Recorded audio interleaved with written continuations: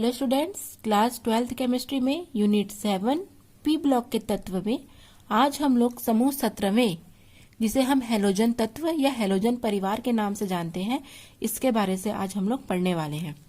तो इसके बारे में कुछ जनरल जानकारी ले लेते हैं। इंट्रोडक्शन। आवर्त सारणी में समूह 17वें के तत्वों को हम हैलोजन तत्व कहते हैं। हैलोजन शब्द ग्रीक भाषा के शब्द हैलोज से लिया गया है, जिसका अर्थ होता है लवण बनाने वाला। इस समूह के तत्व धातुओं से क्रिया करके लवण बनाते हैं और अधिकांश रूप से ये आयनिक यौगिक के रूप में पाए जाते हैं। ठीक है। हैलोजन तत्व हैलाइड्स कहलाते हैं एवं अधातुओं से भी ये क्रिया करते हैं और इस समूह में फ्लोरीन, क्लोरीन, ब्रोमीन, आयोडीन, एस्टेटीन होते हैं, जिसमें से एस्टेटीन एक रेडियो एक्टिव तत्व होता है। ठीक है। उसके अतिरिक्त प्रकृति में जितने भी है ना हैलोजन तत्व पाए जाते हैं, सामान्यतः ये समुद्री जल में लवण के रूप में या संयुक्त अवस्था में पाए जाते हैं और हैलोजन का अर्थ ही होता है, ठीक है, समुद्री लवण बनाने वाला। और समूह 17 के जो तत्व होते हैं, जिसे हम हैलोजन तत्व कहते हैं, वो दृश्य प्रकाश अवशोषित करते हैं। ठीक है। जो विजिबल लाइट होता है उसे ये अवशोषित करते हैं, जिसके कारण बाह्यतम इलेक्ट्रॉन उत्तेजित होकर के उच्च ऊर्जा में चला जाता है। इस कारण ये रंगीन होते हैं। ठीक है।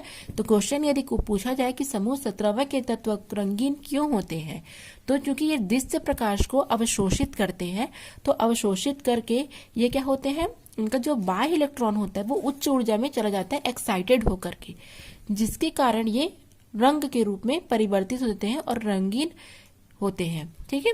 इसके अतिरिक्त जो ये फ्लोरीन होता है, फ्लोरीन क्या होता है, सबसे छोटा होता है आकार में। क्लोरीन, ब्रोमीन, आयोडीन और एस्टेटीन की तुलना में फ्लोरीन का जो आकार होता है वो बहुत ही स्मॉल होता है, छोटा होता है। इस कारण ये बहुत जल्दी, ठीक है, टूट जाता है, वियोजित हो जाता है निम्न ऊर्जा में ही, जिसके कारण क्या होता है, ये सरलता से इलेक्ट्रॉन को ग्रहण करके प्रबल ऑक्सीकारक का कार्य करता है। तो यदि ये भी क्वेश्चन पूछा जाए कि समूह 17 के तत्वों में फ्लोरीन प्रबल ऑक्सीकारक या उच्च विद्युत दृढ़ता वाला तत्व क्यों होता है, तो उसका हमको यही आंसर लिखना है बच्चों कि फ्लोरीन का आकार सबसे छोटा होता है। बाकी तत्वों की तुलना में फ्लोरीन परमाणु का आकार बहुत छोटा होता है। इस कारण, ठीक है, साझे के इलेक्ट्रॉन आकार छोटा है तो साझे का जो इलेक्ट्रॉन है उसे आकर्षित करने की क्षमता तीव्र हो जाती है। इस कारण फ्लोरीन की विद्युत ऋणात्मकता उच्च होती है। इसके अलावा ये सरलता से, ठीक है, इलेक्ट्रॉन को ग्रहण करके ऑक्सीकारक का कार्य करता है, इसलिए प्रबल ऑक्सीकारक होता है। उसके बाद हम लोग हैलोजन तत्व के जितने भी तत्व हैं उसका इलेक्ट्रॉनिक विन्यास देख लेते हैं। फ्लोरीन, क्लोरीन, ब्रोमीन, आयोडीन, एस्टेटीन, सबका संकेत है ये FCl, Br, I और At। परमाणु क्रमांक 9, 17, 35, 53, 85। तो अंतिम इलेक्ट्रॉन 2p5, एक इलेक्ट्रॉन की कमी है अष्टक पूर्ति के लिए। ठीक है। अंतिम में 7 इलेक्ट्रॉन है, तो ये एक इलेक्ट्रॉन क्या करेगा, ग्रहण करेगा, तो सारे आयनिक यौगिक होंगे। ठीक है। तो हीलियम 2s2 2p5, सब में देखो 3s2 3p5, 4s2 4p5, 5s2 5p5, 6s2, एक एक कक्षक की सब में बढ़ोतरी हो रही है। ठीक है।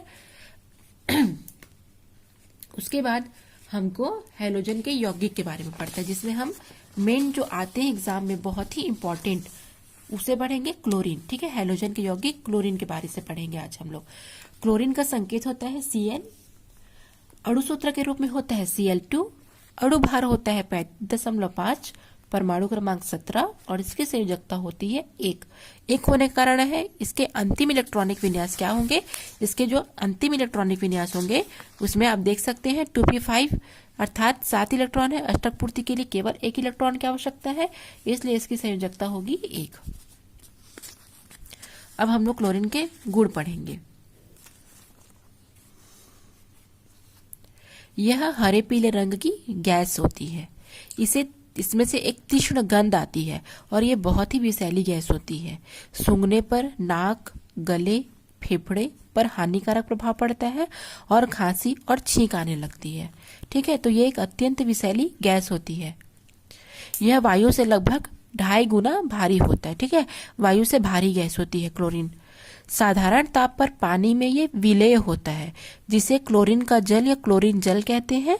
हल्के पीले ठोस में हम इसे बदल सकते हैं। ठीक है, पानी में ये विलेय होता है, इस कारण इसे हम क्लोरीन जल कहते हैं, और हल्के पीले ठोस में इसे हम परिवर्तित कर सकते हैं। और ये सोडियम क्लोराइड से संतृप्त जल में भी ये अविलेय है। ठीक है, सोडियम क्लोराइड से संतृप्त जल में भी ये अविलेय अर्थात नहीं घुलता है।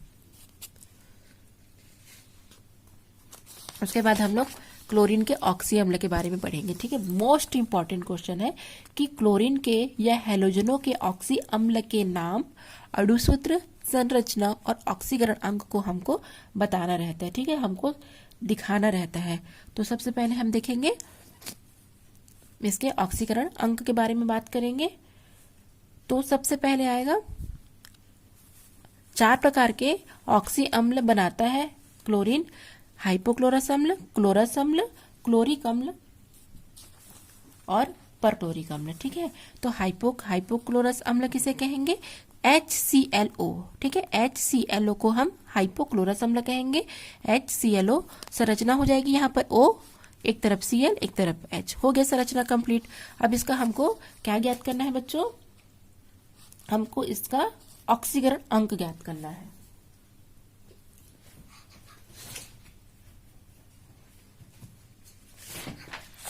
तो इसका ऑक्सीकरण अंक हम किस प्रकार से ज्ञात करेंगे? HClO है तो हाइड्रोजन का होता है +1, क्लोरीन का हमको x ज्ञात करना है, ऑक्सीजन का होता है -2। तो इसमें मान रखेंगे तो +1 + x प्लस -2 = 0। तो 1 + x -2 = 0। ठीक है, तो x 2 - 1 तो x यहाँ हो जाएगा +1। तो कितना हो गया इसका ऑक्सीकरण अंक? +1। ठीक है, इस प्रकार से आप ज्ञात कर लेंगे। और बहुत ही स्ट्रक्चर सरल है इसका। OHCl, एक तरफ H एक तरफ Cl, तो HClO ये इसका स्ट्रक्चर हो गया। उसके बाद सेकेंड देखेंगे हम क्लोरस अम्ल। पहला है हाइपोक्लोरस अम्ल, दूसरा है क्लोरस अम्ल HClO2। ठीक है, वो था HClO, ये है HClO2। HClO2 ऑक्सीजन क्या है? 2 है, और ऑक्सीजन की संयोजकता 2 होती है, इसलिए ऑक्सीजन को हम डबल बॉन्ड से संतृप्त करेंगे। तो O रहेगा ClH और यहाँ भी O। इस प्रकार से करेंगे। यहाँ पर एक O है तो ऑक्सीजन की संयोजकता 2 होती है, तो एक बॉन्ड इधर एक बॉन्ड इधर, संतृप्त हो गया। यहाँ पर एक ही है इसलिए यहाँ पर डबल बॉन्ड लगाएंगे। ठीक है, HClO2। तो फिर से लिखते हैं +1 x + -2 × 2, क्योंकि O2 है ना। तो 1 + x - 4 = 0, x = 4 - 1 तो हो जाएगा +3। ठीक है, तो स्ट्रक्चर हो जाएगा, ये O हो जाएगा, ये H, ये Cl और ये O। इस प्रकार से इसका स्ट्रक्चर बनेगा। फिर तीसरा है क्लोरिक अम्ल। ठीक है, हाइपोक्लोरस अम्ल, क्लोरस अम्ल के बाद आएगा क्लोरिक अम्ल। तो क्लोरिक अम्ल हो जाएगा, तो इस प्रकार से स्ट्रक्चर बनेंगे। ठीक है, तो हमको सबसे पहले HClO3 का ऑक्सीकरण अंक ज्ञात करना है। तो ऑक्सीकरण अंक क्या हो जाएगा? +1 x - 2 × 3, 1 + x - 6 = 0। तो हो जाएगा 6 - 5 + 4 हो जाएगा। ठीक है, सॉरी 6 - 1 तो +5 हो जाएगा। ठीक है, इस प्रकार की संरचना होगी। तो क्लोरीन इधर डबल बॉन्ड, इधर डबल बॉन्ड, O और H, इस प्रकार का स्ट्रक्चर होगा, आप देख सकते हैं। ठीक है, Cl इधर डबल बॉन्ड O, इधर डबल बॉन्ड O और इधर सिंगल बॉन्ड, क्योंकि ऑक्सीजन 2 बॉन्ड से संतृप्त है। तो कितना हो गया? HCl और O3 आप देख सकते हैं। तो इस प्रकार से करना है। अंतिम है इसका परक्लोरिक अम्ल। ठीक है, परक्लोरिक अम्ल HClO4। तो इसका अगर निकालेंगे तो क्या हो जाएगा? यहीं पर निकाल लेते हैं। +1 + x - 2 4 = 8। ठीक है, x 8 - 1 7, कितना आ गया? +7। तो क्लोरीन कितना है, 1 है, ऑक्सीजन 1 2 3 4 है, हाइड्रोजन 1 है। तो इस प्रकार से करना है। यहाँ पर 2 किए थे, यहाँ पर 3 बार करना है, ठीक है। सब में डबल बॉन्ड, क्योंकि ऑक्सीजन की सजगता 2 होती है, तो 2 ही बॉन्ड से इसको हम संतृप्त करते हैं।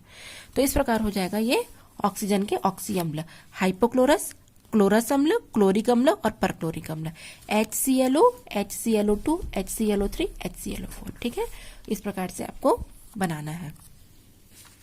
उसके बाद आ जाएगा आप लोग का क्लोरीन के उपयोग के बारे में, ठीक है।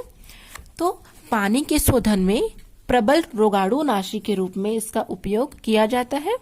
ब्लीचिंग पाउडर, क्लोरोफॉर्म, क्लोरेट तथा हाइपोक्लोराइड आदि यौगिक बनाने में क्लोरीन का उपयोग करते हैं। कीटाणुनाशक के रूप में BHC, जिसे हम बेंजीन हेक्साक्लोराइड, और DDT, ठीक है, और क्लोरोमीन T बनाने में इसका उपयोग करते हैं। विषैली गैस, फॉस्जीन व अश्रु गैस और मस्टर्ड गैस बनाने में इसका उपयोग करते हैं। आपको पता होना चाहिए फॉस्जीन, अश्रु गैस और जो मस्टर्ड गैस होती है बहुत ही खतरनाक और विषैली गैस होती है, तो उसको बनाने के लिए हम इसका उपयोग करते हैं। तेल को साफ करने में उपयोग करते हैं। सोना तथा प्लेटिनम को अयस्क से पृथक करने के लिए, ठीक है, जो सोना और प्लेटिनम होता है उनको उनके अयस्क से पृथक करने के लिए हम क्लोरीन का उपयोग करते हैं। अब एक बहुत ही इंपॉर्टेंट क्वेश्चन है जो इसमें पूछे जाते हैं कि प्रश्न है, समुद्री गोताखोर गहरे समुद्र में श्वसन के लिए नाइट्रोजन के स्थान पर हीलियम एवं ऑक्सीजन मिश्रण का ही उपयोग क्यों करते हैं, ठीक है, क्यों किया जाता है ऐसा। तो आंसर हो जाएगा कि नाइट्रोजन समुद्र की गहराई में उच्च दाब पर रक्त में अधिक विलेय है, जिसके मुक्त होने के बाद दर्द होता है। उच्च दाब पर हीलियम रक्त में विलेय नहीं है, इसलिए साधारण वायु के स्थान पर हीलियम और ऑक्सीजन का मिश्रण प्रयुक्त करना सुरक्षित होता है। इसे एग्जाम्पल से हम समझेंगे कि मान के चलिए ये आपका समुद्र है, ठीक है। एग्जाम्पल, मान के चलिए आपका समुद्र है, ये यहाँ का जल स्तर है, ये आपका समुद्र है, ठीक है। ये आपका सूर्य है, या इसे हम वायुमंडल भी कहते हैं, ठीक है। सूर्य है, ये वायुमंडल है। यहाँ पर मान के चलो कोई गोताखोर है, कौन है ये, गोताखोर, ठीक है। तो ये गोताखोर जब समुद्र की सतह पर होगा तो क्या होगा, ये गोताखोर जब समुद्र की सतह पर होगा तो इसे वायुमंडलीय ऑक्सीजन मिलते रहेगा, ठीक है। इसके पास सिलेंडर भी है जिसमें नाइट्रोजन और ऑक्सीजन गैस भरी हुई है, ठीक है। कौन कौन सी गैस, नाइट्रोजन और ऑक्सीजन गैस इसमें भरी हुई है, वह सिलेंडर इसके पास है। किंतु ये समुद्र की सतह पर है तो इसको वायुमंडलीय ऑक्सीजन मिलते रहेगा, जिसके कारण, ठीक है, सिलेंडर की जो नाइट्रोजन और ऑक्सीजन का जो मिश्रण है उसे इसकी आवश्यकता नहीं होगी। फिर धीरे करते करते करते करते अगर वो समुद्र की, ठीक है, सबसे नीचे गहराई पर अगर वो पहुंच जाएगा, ठीक है, तो अब क्या होगा, यहाँ पर क्या वायुमंडलीय ऑक्सीजन घुसेगी, नहीं। स्टार्टिंग में वायुमंडलीय ऑक्सीजन रहेगा, उसके नीचे फिर रहेगा, कम रहेगा, कम रहेगा, और समुद्र की गहराई पर जो वायुमंडलीय ऑक्सीजन है वो नहीं के बराबर होगा या बिल्कुल नहीं पाया जाएगा। तब क्या होगा, जो सिलेंडर में नाइट्रोजन और ऑक्सीजन गैस भरी हुई है, ठीक है, नाइट्रोजन और ऑक्सीजन गैस भरी हुई है, वो क्या होगा, इनके रक्त में तेजी से विलय होगा, क्योंकि यहाँ पर ऑक्सीजन की कमी होगी।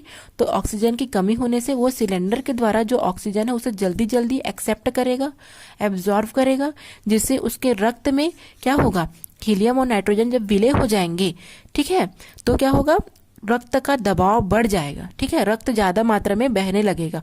और जैसे ही ये समुद्र सतह से ऊपर की ओर जाएगा, ये गोताखोर समुद्र की सतह से ऊपर की ओर जब जाएगा, तब क्या होगा, ये जो नाइट्रोजन और ऑक्सीजन का जो विलेयता है या जो दबाव है या दाब है वो अधिक होने के कारण क्या हो जाएगा, जो नस है उससे ये फट जाएगा, ठीक है, नस फटने के चांसेस हो जाएंगे और ये बुलबुले के रूप में वहां से निकलेंगे, जिससे जो गोताखोर है उसे बहुत अधिक दर्द का अनुभव होगा, ठीक है। इतना दर्द हो जाता है कभी कभी हॉस्पिटलाइज्ड भी करना पड़ता है।